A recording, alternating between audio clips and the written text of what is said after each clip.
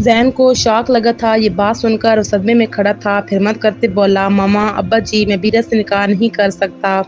ये ठीक नहीं है, ज़्यादती है, बीरा के साथ भी और मेरे साथ भी। मैं उसे अपनी छोटी बहन मानता हूँ और वो मुझे इससे बढ़कर हमारा कोई ताल्लुक नहीं हो सकता। ये हमारे रिश्ते की तौहीन है। सभी ज़ैन की बातें सुनते हका बका रह गए। बेटे, मुझे तुमसे बहुत उम्मीद थी, तो हमारी इज्जत रखोगे। उसकी माँ सदमे से बोली, मामा, आप खुद सोचें, बचपन से आज तक हमें बहन भाई वाली मोहब्बत रही है और इस्लाम में बहन भाई का निकाह जायज़ नहीं। और प्लीज़ मुझे मजबूर मत कीजिएगा, वरना मैं घर छोड़कर चला जाऊंगा। गुस्से से कहता, ये जा वो जा। रक्षी तो रोने लग गई। मेरी ही अपनी औलाद ने मुझे शर्मिंदा कर दिया। मैं क्या मुंह दिखाऊंगी अपनी बहन को। रक्षी पुत्र, दिल छोटा ना कर, हमारे घर लड़कों की कोई कमी है। मलिक हमीद उसे दिलासा देते हुए बोले, ये क्या कह रहे हैं अब्बा जी। मलिक नुमान बोले, सबकी नजरें अब्बा जी की तरफ थी। हम बड़े काजी फैज की तरफ चलते हैं। 2 पुत्र अमीन के हैं, 2 पुत्र उमर के हैं। कोई तो हमें एक आध लड़के का रिश्ता मिल ही जाएगा। इसमें टेंशन लेने की क्या जरूरत है। अब्बा जी बिल्कुल ठीक कह रहे हैं। चलो उठो, अभी चल के गल करते हैं ताया फैज नाल। मेरा मलिक हमीद की तायद में बोली, मेरी बुक्स कहाँ रखी हैं। अबीरा ने पूरा कमरा छान मारा मगर उसे अपनी किताबें नहीं मिली। तुम्हारी बुक्स, सोचते ही बोली। उसे याद आया, उसने तो बुक्स अविया चाचू की गाड़ी में उसने डैशबोर्ड पे रखी थी। ओह हाँ, वो तो बुक्स चाचू की गाड़ी में ही रह गए, मुझे याद नहीं रहा उठाना। वो बेचारा सा मुंह बनाती हुई बोली, जाओ अभी के अभी बुक्स लाकर दो, मेरी टेस्ट है कल मेरा। एक तो ये जाविया चाचू भी रोज ही टेस्ट दे देते हैं। वो गुस्से से बोली, मैं नहीं जा रही, असाइनमेंट बना रही हूँ। पहले ही दिमाग की खिचड़ी पकी हुई है। उसने जाने से साफ इनकार कर दिया। ज़ैन गुस्से से कमरे से बाहर निकला था। सामने शिजा आंखों में आंसू लिए खड़ी थी। ज़ैन को अब समझ आया उसका इग्नोर करना। शिजा को हाथ पकड़े साइड पे ले आया। तुम कैसे सोच सकती हो कि तुम्हें छोड़कर किसी और को अपना लूंगा। तुम मोहब्बत हो मेरी, सबसे टकरा जाऊंगा तुम्हारे लिए, साफ इनकार कर दिया है मैंने। शिजा के जिस्म में जैसे जान आई थी, आंखों में चमक आई थी, होंठ मुस्कुराहट में ढले थे। That's like a good girl. वो उसकी थोड़ी पकड़ते हुए बोला। अबीरा सीढ़ी उतर रही थी जब उसे ज़ैन और शिजा नजर आए। ये यहाँ क्या नई राम लैला चल रही है।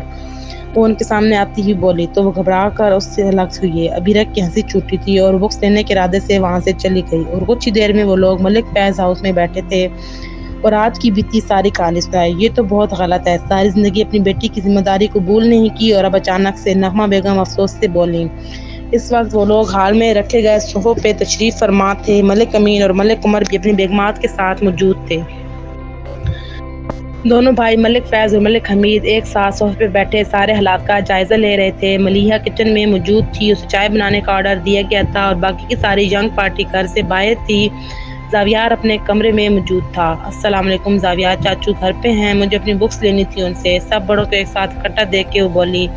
हाँ, वो अपने कमरे में पेपर्स चेक कर रहा था, कह रहा था मुझे कोई डिस्टर्ब ना करे, जाओ फिर तुम। आमना बेगम बोली तो वो सीढ़ियाँ चढ़ती उसके कमरे में चली गई। बात यह है कि अब ज़ैन के इनकार के बाद हमारी उम्मीदें आप लोगों से वाबस्ता हैं। मलिक हमीद बोले।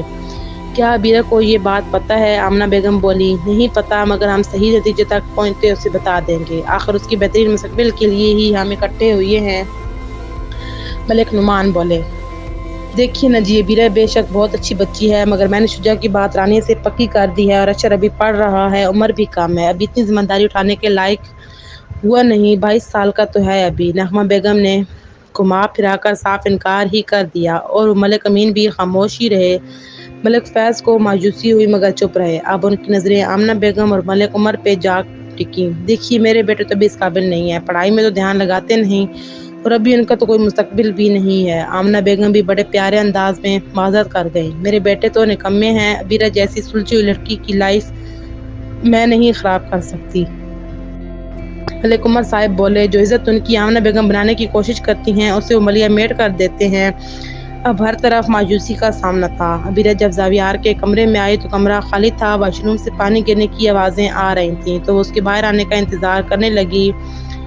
कमरे का जायज़ा लेने लगी। बगैर किसी काम के वो कभी नहीं आई यहाँ। कमरा काफ़ी कुशादा और खुला था और दीवारों पे वाइट पेंट, बड़ा सा जहाजी साइज बेड वाल पे लगी जावियार की बड़ी सी तस्वीर, वाइट शर्ट पहने, माथे पे बाल बिखरे, मुस्कुराता हुआ दिलकश लग रहा था। उस पे नजरें हटाकर सामने मेज और कुर्सी पर रखी हुई थी जिस पे जावियार पेपर चेक कर रहा था। पेपर्स भी आगे बिखरे हुए थे। मेज पे थोड़ा आगे बढ़कर पेपर्स का जायजा लिया।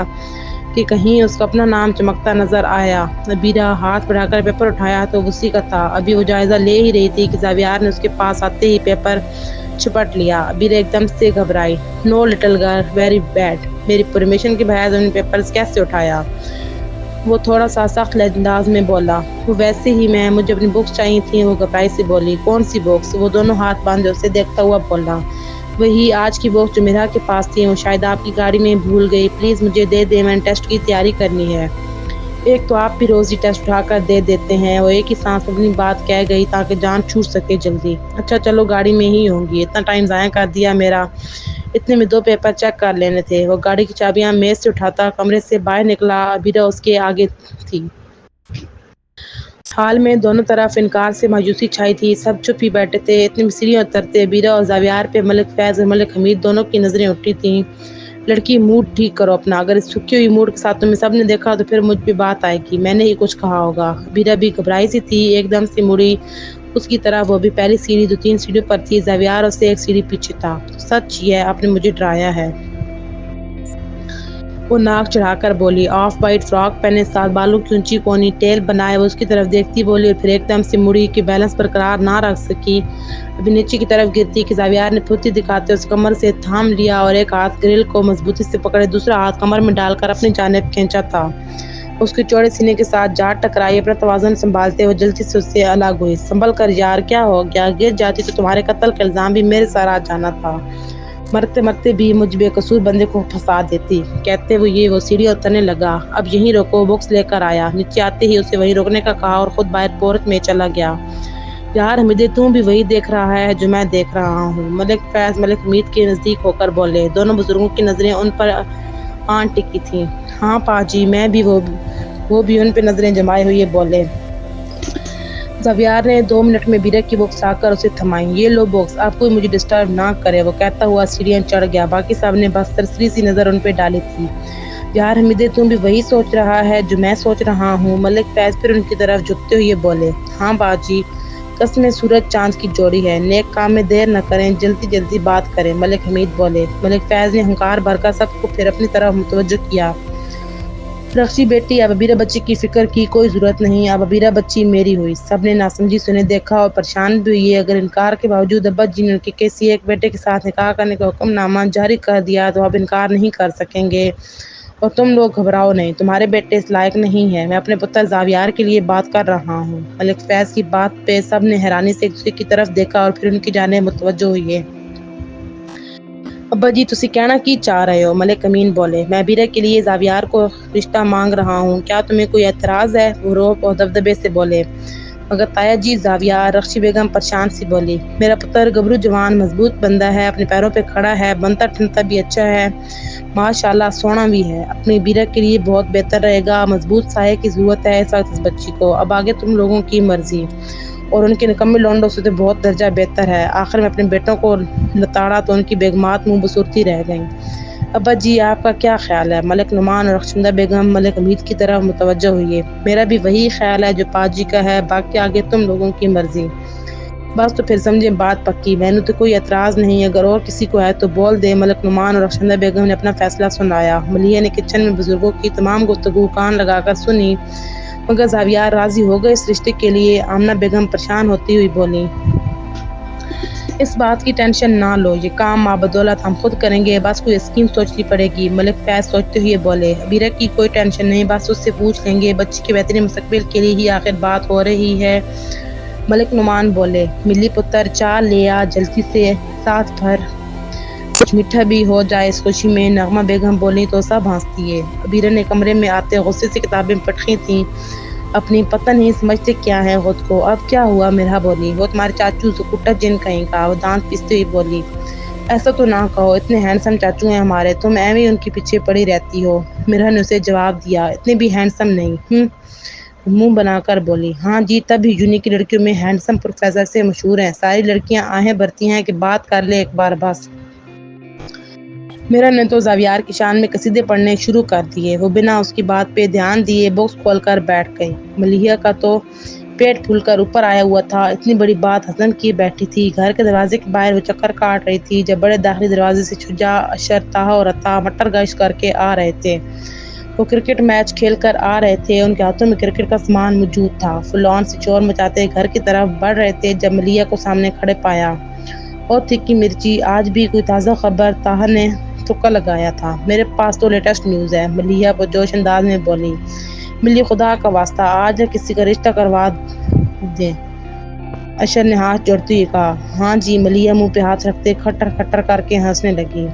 اللہ خیر کرے، کہیں میرے ساتھ نہ ایسا کوئی حادثہ پیش آ جائے۔ طاہر نے دل پہ ہاتھ رکھتے ہوئے کہا۔ اوئے چوچے، پہلے انڈے سے تو باہر آ جا، اشر نے ٹوکا۔ آپ بول بھی دے یار، عطا سے انتظار نہ ہوا۔ آج چاچو زاویار کا رشتہ پکا ہو گیا۔ ملی نے زاویار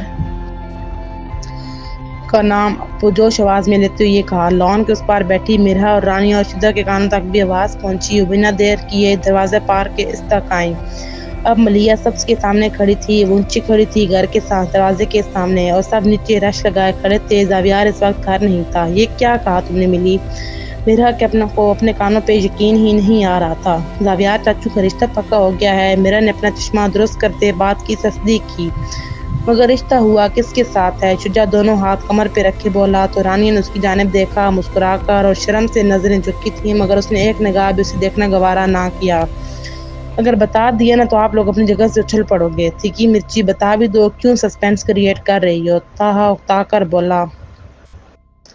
چلو بھائی، ٹھکانے لگو اپنے، اس نے نہیں بتانا۔ اب کہ اشر بولا تو سب آگے بڑھے۔ اچھا بتا رہی ہوں، ابیرہ آپی کے ساتھ رشتہ پکا ہوا ہے۔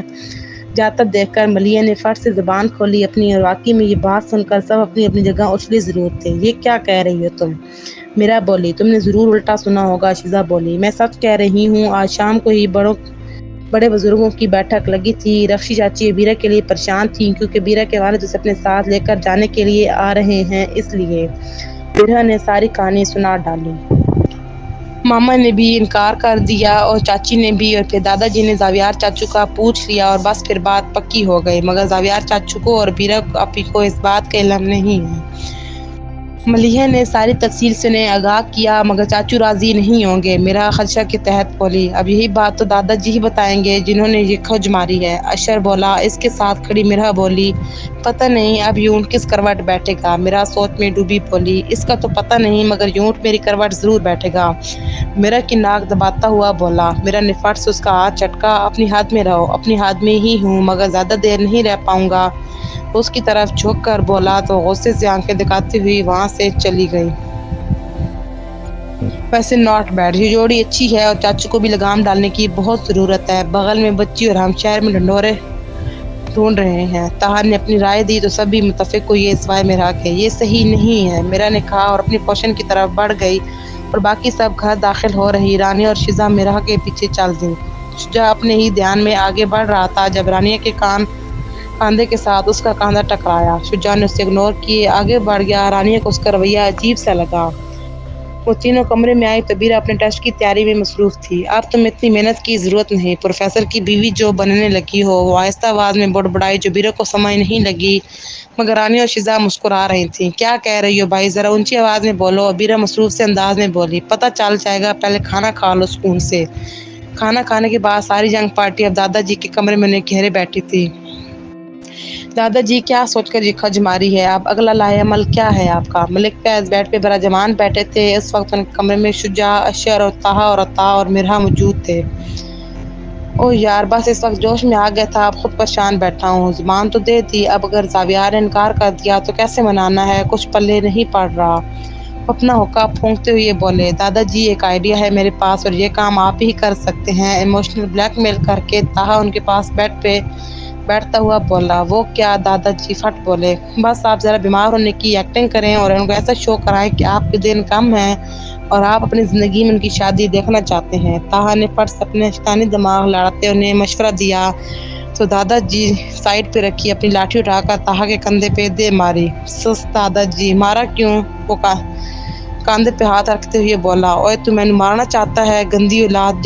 دادا جی، میں ایکٹنگ کرنے کی بات کر رہا ہوں، میری دعا ہے آپ ہمیشہ زندہ رہیں اور اشر اور عطا کی زندگی بھی آپ کو لگ جائے۔ وہ اپنا کاندھا مسلتے ہوئے بولا۔ اشر اور عطا نے اسے آنکھیں پھاڑ کر دیکھا۔ اوہ، ایسے بولنا تھا؟ دادا جی سمجھتے بولے۔ بس اب آپ بیمار ہونے کی ایکٹنگ کریں زاویار چاچو کے سامنے، باقی کا کام ہمارا۔